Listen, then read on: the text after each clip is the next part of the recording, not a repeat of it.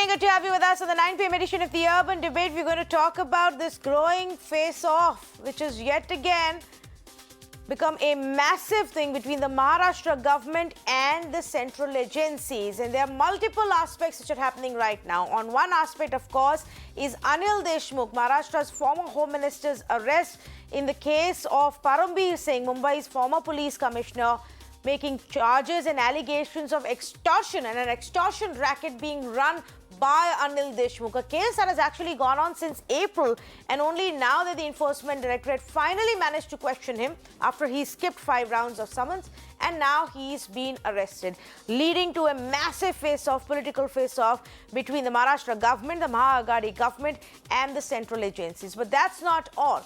Then there is also the aspect of Uddhav Thackeray's ex-advisor, who is under the income tax lens, and the former Maharashtra Chief Secretary, that is, Ajoy Mehta, his properties have been attached by the Income Tax Department. Prime properties at Nariman Point have been attached, also several others under the Benami Act. And there are links being drawn to a Pune-based businessman who allegedly sold a property, and Mr. Mehta bought it knowing that it was a Benami property, a shell company was being used. These are the transactions which are under the radar of the Income Tax Department. Then comes another big one. Ajit Pawar and his properties back in the radar.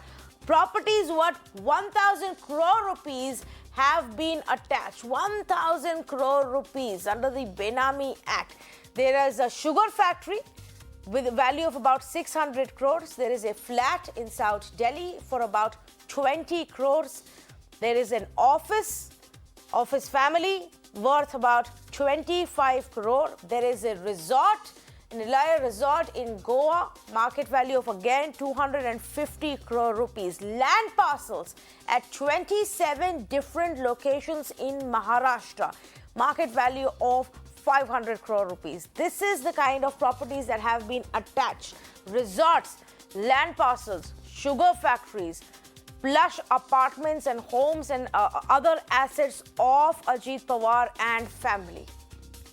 Now, the political fight may go on, but is there merit to this charge? This is just selective targeting, political vendetta, and nothing more. Every time we see central agencies act against anybody from the opposition, whether it's the Samajwadi Party or the Congress or the NCP or the Shiv Sena or the DMK, every time the charge is political vendetta. Now, the debate actually honestly continues because in most cases, nothing comes out of it. Nothing comes out of it because the investigation takes so long, we don't know. Nothing comes out of it because it isn't the focus of the agencies anymore, because it isn't the focus of the political party anymore, we don't know. But it does give credit to this point of timing, of repeated focus on those in the opposition. And if there is merit, clearly, considering the amount of properties that are being attached, if there is a significant investigation that has to happen into it, then why don't these cases go anywhere for any of these politicians? When will this system change? I say good evening to Seema Malik of the NCP, Asif Bhamla of the BJP, Yashovardhan Azad, former IPS and Central Information Commissioner, and Rohit Chandavarkar, senior journalist. Let me actually start off with you, Rohit, not the first time. Often the issue that is raised is of intent and timing. And, what gives it credence is the fact that these cases don't go anywhere. They just drag on for years and years together. And around a crucial political time or an election time, they simply get revived. Let's talk about some of the current cases and, where you see the merit in them. Yes, Tanvi. In fact, we don't even have to go far behind in history. Far back in history to find out what is really happening and how the charges that some of the political leaders are making that these things are political may be true. Things are going to be filed in court of law. We can't comment on that. But looking at the history, just let me tell you, 4 years ago, 5 years ago, there was a big case about money laundering related to a large housing complex, not just a complex, but a multi-story skyscraper in Mumbai, where a prominent former BJP MP said that Mr. Narayan Rane's money was involved in it, etc., and all the papers were leaked to media, and a lot of talk happened about that. Just few years later, where is that case? Now we see that Mr. Narayan Rane, who was facing those charges in media, and an ED investigation in that case about that skyscraper in Mumbai, is today a prominent union minister. And the case is not moved anywhere, and it's obviously not likely to move anywhere from here at all because Mr. Rane has joined the BJP. Now, coming to today's drama, or the drama that is unfolding in Maharashtra last few months, I must say, a former Home Minister of Maharashtra Government has been missing for the last 4 or 5 months. A former Mumbai Police Commissioner, a senior IPS officer, high-profile officer, made allegations against him. The ED stepped in, income tax stepped in, investigation has been on. And will you believe me if I tell you that in 1999, this leader was part of BJP Shiv Sena government in Maharashtra? Can you beat that? Can you believe that? I mean, Mr. Anil Deshmukh, I think the national audience needs to know who Mr. Anil Deshmukh is, comes from Katol village or constituency in Nagpur district of Maharashtra, did his schooling in Katol, then went to agricultural college, became a political activist, was part of the Congress party, was denied a ticket in 1995, so left the party, contested the state assembly election from Katol, won it, and later came into the state assembly, and he was part of the Shiv Sena BJP government from 1995 to 1999. After that, of course, he left. I mean, he always was an independent candidate. He left that government and he joined Sharad Pawar's NCP. 20 years down the line, you see this person being targeted by the central agencies today, and who knows what is going to happen tomorrow, because this person was a minister, education minister in Maharashtra's Shiv Sena BJP government 20 years ago, more than 20 years ago. Now, of course, a recent past is that he is the most trusted person, or has been the most trusted person, of NCP patriarch Mr. Sharad Pawar. And that is one of the reasons why now, you know, he was very close handling the home ministry in Maharashtra, etc. And he's facing this fire right now. But coming to your question, you know, who knows what will happen? Because once the political leader, concerned political leader who's been charged or targeted or allegedly being involved in these kinds of things changes his party, you know, everything changes next day. So that is not true for ordinary citizens like you and me, right? I mean, what a Diwali it is. I mean, a prominent minister of Maharashtra government who was so high profile and doing all the operations as home department head 6 months ago is today in ED custody, going to spend his Diwali behind maybe bars in the ED custody. Yeah. And all the journalists are talking about what will happen after the Diwali. Once he comes out on bail, who knows how things will change. Well, it could go either ways, Mr. Chandavarkar, right? Like you rightly pointed out. But the last thing in this, I would like to say is that it has shaken the NCP, because it is not just Anil Deshmukh, but also Mr. Ajit Pawar, who's being targeted today by the investigative agencies. And this clearly looks like you know, a major political kind of a earthquake in Maharashtra's politics, especially for the ruling Nationalist Congress Party of Sharad Pawar. Tanvi. Yes, you know, a very important point, the one that you made at the end as well. But you know, you said this may surprise you. I think for most people, including me, what happens in politics has stopped surprising us. Mr. Yashovardhan Azad, we saw what's happening in Maharashtra right now. Another version of it played out in West Bengal, where politicians jumped across party lines to go from TMC to BJP. The investigations in their cases was put on the back burner. Some of them are actually also back to TMC now after the elections were fought and TMC won. And they had a cooling off period, and then they were very nicely taken back into the TMC. That's what happens in politics. Would it be then an exaggeration if I say today that many of these cases are nothing but political, not for lack of merit, but for where they will directionally head. I don't know what happens to this case tomorrow if Mr. Deshmukh joins the BJP. Well, you've really said it. It's the timing which is absolutely crucial. As far as the merits go, the merits will be there. And of course, an unbiased central agency would be also instituting cases against those from the ruling party formations in various states, because Vasooligate is something which is not existing only in Maharashtra, but in almost all the states. Tanvi, it's disheartening, let me tell you, this despicable combination of deadly mix of corruption cocktail, which is there between politics, bureaucracy, and the police.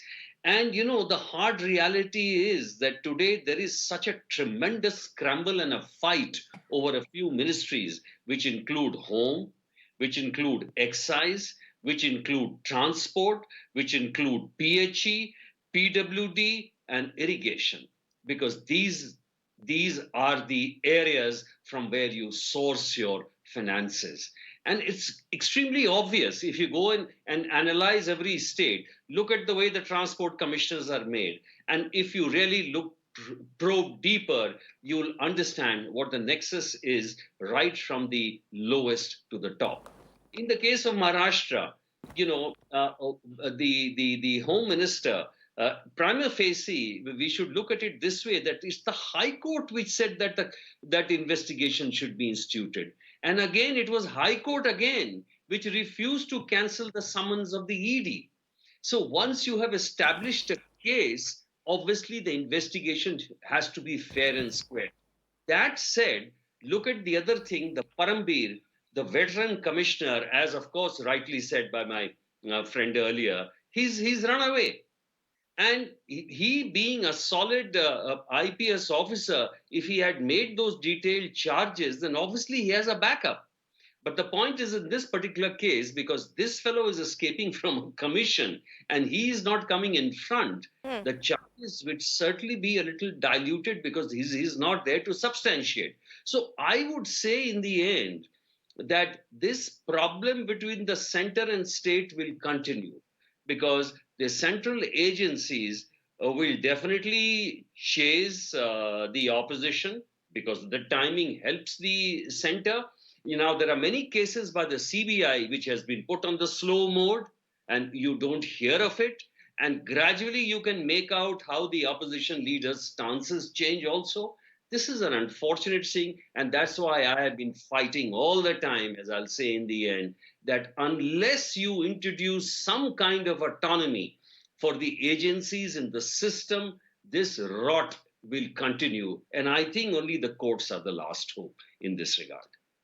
Courts are the last hope in this regard. Could not agree with you more. I mean, look at it, Mr. Asif Bhamla. Let's start off with you. Look at the theatrics around it. Such a big case, such an important case where you are actually talking about deep-rooted corruption, a nexus that exists across the city of Mumbai. But two key people, Anil Deshmukh and Param Bir Singh. And the system couldn't find and get hold of either of them for 6 months. Finally, Anil Deshmukh is here after the orders from the court. We still don't know where Param Bir Singh is. Now, is this how we're going to hope justice will be done? The agony is that when you tighten the nuts too much, then you are exhibited that as though there's politics of vengeance. So having said that, that is just an opening remark. But let me tell you that the discussion in place today is that the ED has registered the case against Mr. Deshmukh and others based on the corruption case filed by the CBI. Now, what we would like to say is that Param Bir Singh was the first bureaucrat who was a blue-eyed boy appointed by the current establishment. And once he started revealing facts and exposing disclosures, he became the first person against whom the government itself filed the first FIR. So, I mean, I don't know what are we trying to do. I mean, the police force is supposed to look after the law and order. We have seen that they were told, they were given targets to collect, 5 crores a month or so. I mean, are the police officers and the department supposed to be a currency printing machine, or are they supposed to look at the law and order? And which is why you see the law and order of the state is in a bad shape. You see the cases of rapes have been increasing. You see the other issues with regards to the drug cartels, etc., have been coming into the forefront. So these are because you see, it's not the fault of the officers. It was the same Vaze who was told by the previous chief minister, the former chief minister, Mr. Fadnavis, that he should not be given a chance. But he was appointed here. And it is the same Vaze who created this whole rigmarole in which the state government happens to be in right now. So where are we going from here? Is there going to be any sanity? And if the central government tightens up, then they're supposed to be doing the politics of it. So at the end, what are the central government supposed to do? Let the crimes go on, let the law and order, and let this state get into being a banana republic. So somehow, somewhere, you see, there has to be some correction. If you ask me, and if you say that restaurants and bars, collecting money from them and giving the cut money to the higher ups, be it to the commissioner, and then to be routed out to the politicians. I think this is something which I don't know. It must be happening in the past. Also, I don't disagree or deny that, but so much in the open that the commissioner who's appointed by you at the immediate stage has been the first person to resign and to step down and say that I don't want to continue. And where is he today? I want to ask, why was when there was an FIR filed by the state against the commissioner of police, he should have been arrested then. Why was he given that? He was, of course, in the state of Maharashtra, in the city of Mumbai. Why was he given so much of time to fled off from the state? This is also another question I would like to put forward in this debate. Let me ask the NCP to respond to this. Seema Malik, please go ahead and respond to what Asif Bhamla is asking. Yeah, good evening, everyone. Actually, I was listening to BJP spokesperson and really feel like laughing. He was posing as if they're very clean and they're very this thing, and very innocent kind. Where he was posing like that. The way, and see, everybody knows about this thing, that the way these agencies are misused by the government, by the central government. This is known to everyone. And another thing, everybody knows about the washing machine of the BJP. So I'm not going into the details of that. Now, if you're talking about the Anil Deshmukh ji, see, he has very clearly said that on account of a witch hunt campaign, and because of the vested interest of a person who has no credibility, no honor, he was, and who has made so false allegations against him, and now he has fled away. Where is he? Nobody knows. And now you're telling that why the local police has not arrested him or something. No, but Seema Malik, let me just say this, please. Few of the things I just want to point out, which are very difficult to believe, no matter how hard you try or anybody from your party tries. One, that we can't find a former police commissioner in this country. The entire government's might cannot find him on such a crucial case, or you don't want to find him, or those who are hiding him are better at this game than you are. Secondly, for you to say there is no case here at all is also extremely difficult to believe, especially for people who are well aware of the reality of the kind of corrupt nexus that continues. Vasooligate, like Yashovardhan Azad said, it may not even be unique to Mumbai city and exists everywhere else. So let's get a little realistic and then have this conversation. just listen to me first. Yes. Yeah, I'm not defending anybody or something. The case was, But you must please explain to me what is the no, I'm government's explaining state to you. strategy in Okay, this but case, and what have you done to crack down on this kind of corruption which seem to be coming out of every part of your state government? everybody is against corruption, and you'll see if we are talking about a particular case or some general. If you want some general this thing, I can talk about that and can give you a big lecture on this, that this is going on about the system and everything. Everybody knows that. The only thing I'm talking about this Anil Deshmukh case. See, the NIA and CBI were investigating that, so there's no question of interfering by the local police there. And he has very clearly said that his petition was there in the High Court. So and he was not running away from anyone. He has resigned from his post, at least on the moral ground. And you see, you compare it with if you compare between BJP and NCP, you see a person from a UP minister whose son killed so many farmers. He's not resigning. This is the difference between the two parties. Here the Anil Deshmukh ji has resigned from his post. He's there. He has appeared himself to the ED. The investigations are going on. After trying for 6 months to not do so, I mean, this must be one of those examples where you have utterly found all kinds of options available in the legal system to just evade the investigation. Mr. Chandavarkar, 5 summons. I mean, it's a mockery of the entire investigation if a former home minister disrespects 5 summons from a probe agency. If there is nothing to hide and if it's simply harassment, it will any which ways come to that point. No, I think he must have taken advice from the top lawyers that he has at his disposal in Mumbai and other places, and this is all going to play out in the court during the trial. Why was he missing? What was his intention, etc.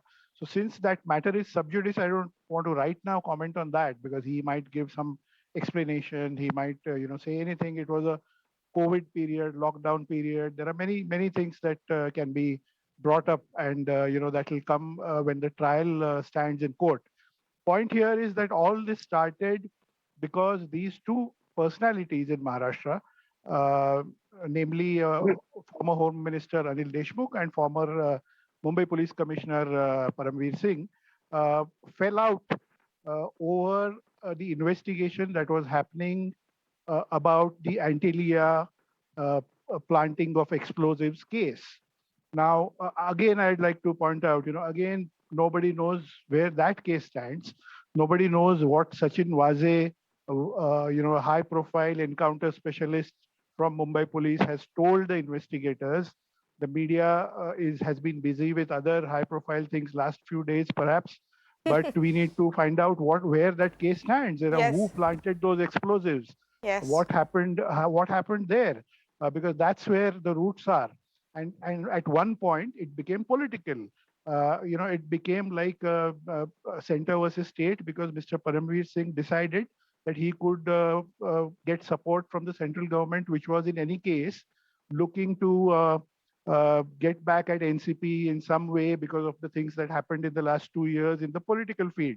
So ultimately, everything plays out in the political field, and these people become the characters who are playing their roles during whatever drama is happening. Yes. But the interesting part is they keep changing sides sometimes. That is part one. And the other part is tomorrow you don't know if NCP decides to get into some kind of alliance or some kind of negotiations with the BJP, which I don't think they will do at the present stage. I don't think they are in the mood to do that. But we have to keep all options open while at least we are at the discussion stage, because politics, as you know, anything can happen in politics.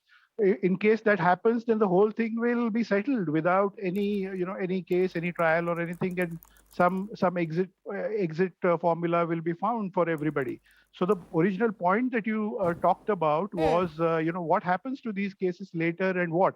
I'm just saying that 90% of what is playing out right now is political.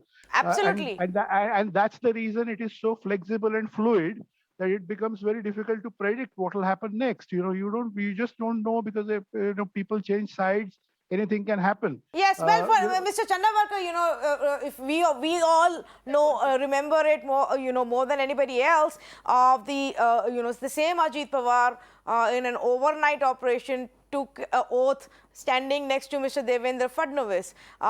In the run-up to that and all the chaos that happened around Maharashtra election results. And if I may interrupt you for 5 seconds. Yes. That's what I was talking about. These people don't know, they need to know this, that the same Mr. Anil Deshmukh was part of the Shiv Sena BJP government for 4.5 years, from 95 to 99. Nobody's talking about that. Yes. So he's come from that background. Absolutely. And just before those state elections, ED's entire focus was on linked to the Pawar family and Mr. Sharad Pawar, and is he going to present himself in front of ED? The entire media camping there, so much noise generated for 3 straight days ahead of elections. And I don't know where that case is right now. Just to add to the point that you were making, here is another example, and this will further elucidate what we're trying to say about how the real case, the actual corruption, the genuine investigation can go for a toss. All that matters is political noise. Some breaking news coming in right now, which will add to this point.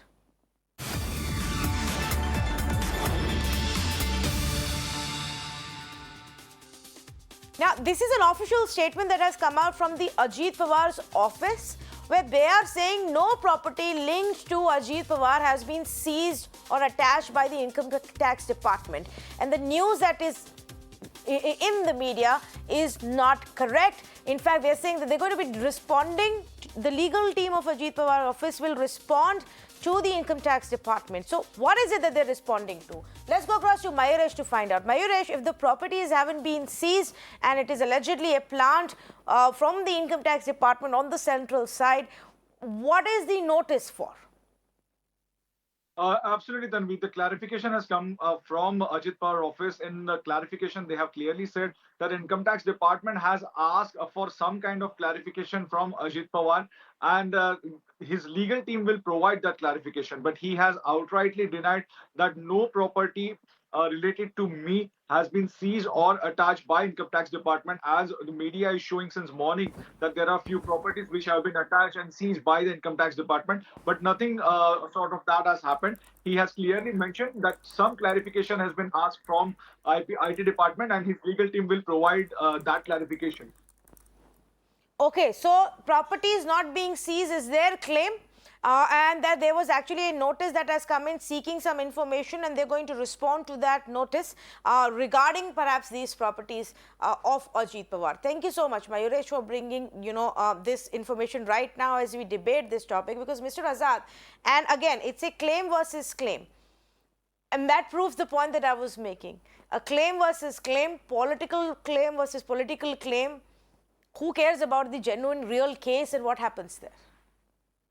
I'll be, of course, delighted, Tanvi, if income tax goes on seizing more and more properties and they are unclaimed. So it's wonderful. If all the Benami properties are seen, it'll be a great thing for us. I wanted to, after hearing a lot of people, and my friend Rohit described it beautifully, the rot in the system, I want to raise 3 points, and which are related to all this and which are germane to the issue you're discussing.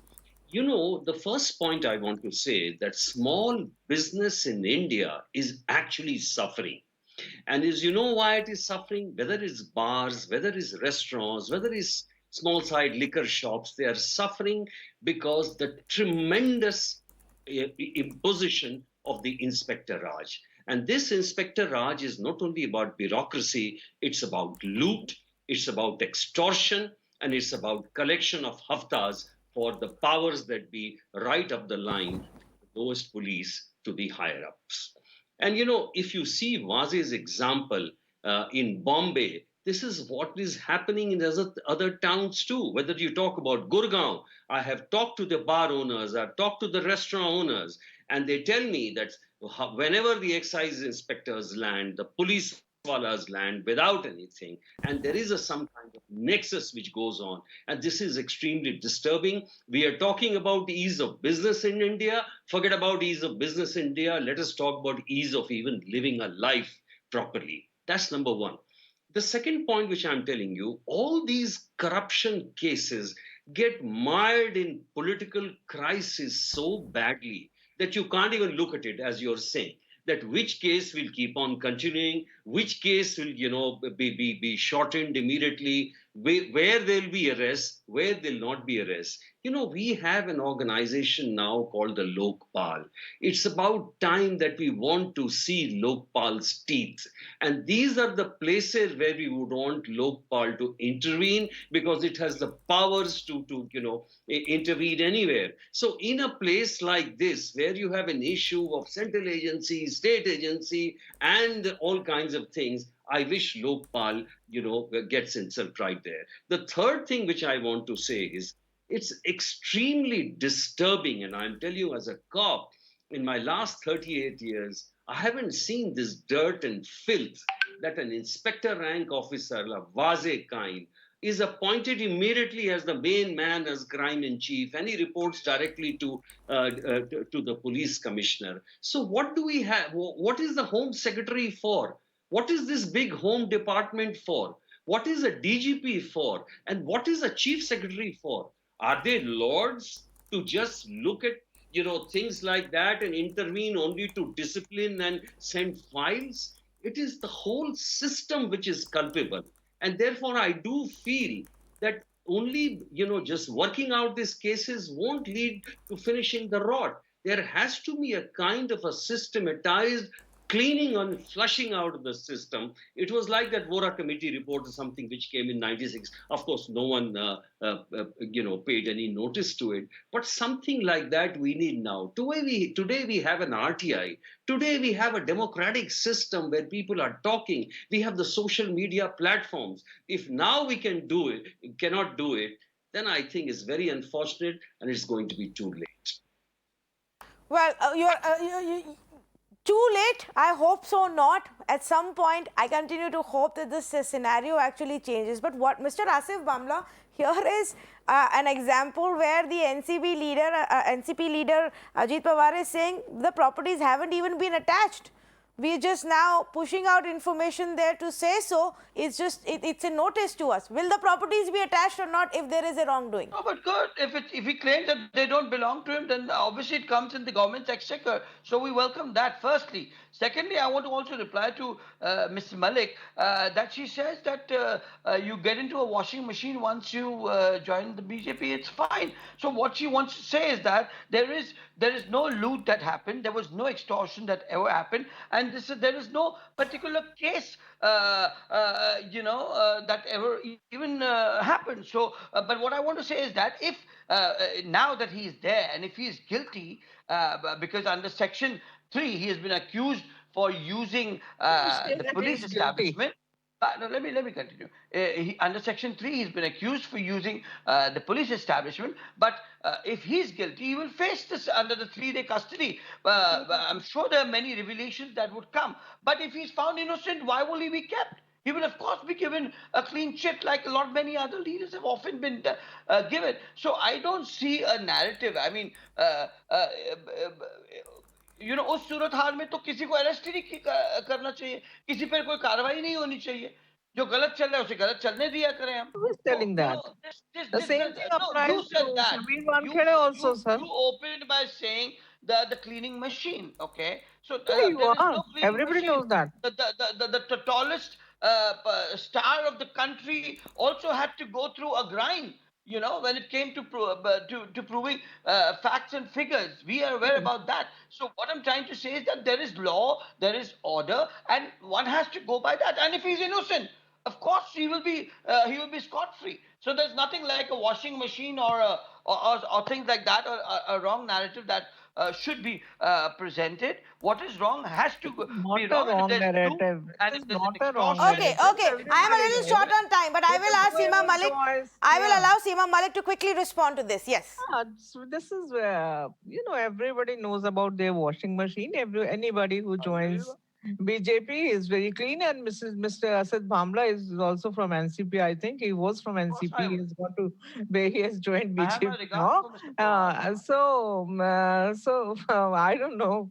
And the main thing is this: that we are not telling that don't arrest anyone, don't do any inquiries about someone, but when it is politically motivated, this is something very clear, and I'm sure that and they declare anybody, before the investigation he's telling that he's guilty and all. So this is something very not a good thing that way. And see, uh, if you're talking about this particular case, if you're doing like, see, when the some allegations were made against Samir Pankhede, then why the whole BJP people were standing behind him? And there are so many questions in our mind, like why the UP minister is not resigning. At Well, least that's Anil not the part Deshmukh of this has debate, I'm resigned. afraid. Well, yeah, and we're also moving away from the debate right now. Samir Wankhede, of course, another classic example of the core issue being forgotten and it boiling down to a political fight. Completely out of time. I'm going to thank all of the panelists for joining us on this story. But this is a classic example, viewers, where irrespective of the merit of into the charges and grave, serious charges of large-scale corruption, extortion, deep-rooted, rackets which are running, involving high and mighty, powerful people from the political circles. But cases that will perhaps not go anywhere ever, except make some political noise and move on. So difficult to even bring you a series of facts, because there are only versions from every side. But we continue to try and do that job. This is what the agencies claim, this is what is put on record in the court, and the court's findings when they come. That's the only really way to tell you what the truth is. Thank you so much for joining us.